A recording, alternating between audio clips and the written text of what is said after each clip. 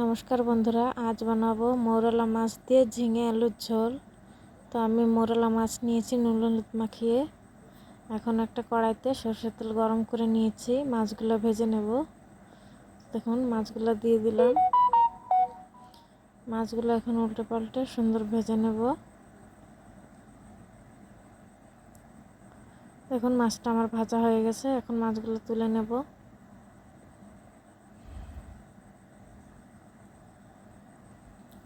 ওই তেলে আর কিছু তেল দিয়ে গরম করে নিয়েছি, দিয়ে দেব কালো জিরে ফোড়ন,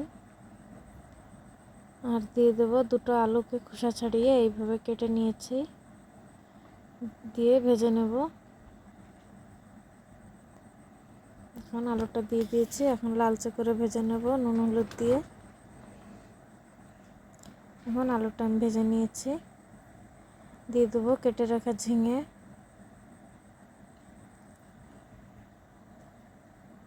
দিয়ে দেবো জিরা কাঁচা লঙ্কা, দিয়ে সুন্দর মিশিয়ে নেব। দেব স্বাদ মতো নুন,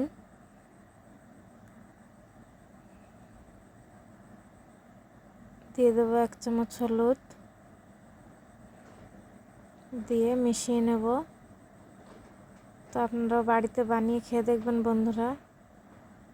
মৌরলা মাছের ঝিঙের ঝোল হালকা ফুলকা বিনা পেঁয়াজ রসুনে খেতে অসাধারণ। দিয়ে দিলাম পরিমাণ মতন জল, দিয়ে মিশিয়ে নিয়ে ঢাকা দিয়ে দেবো।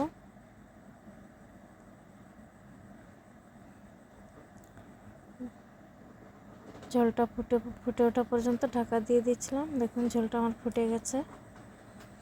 এখন দিয়ে দেবো আগে থেকে ভেজে রাখা মাছগুলো।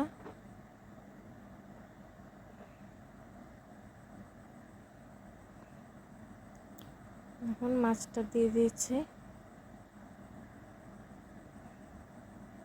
দিয়ে মিশিয়ে নিয়েছি। এখন ঢাকা দিয়ে আর 5 মিনিট রান্না করে নেব। তো দেখুন ফিরে এলাম 5 মিনিট পর, রান্নাটা হয়ে গেছে। দেখুন অসাধারণ, যেমন দেখতে তেমন খেতে, পেঁয়াজ রসুন ছাড়া সুন্দর একটা সাদা তরকারি।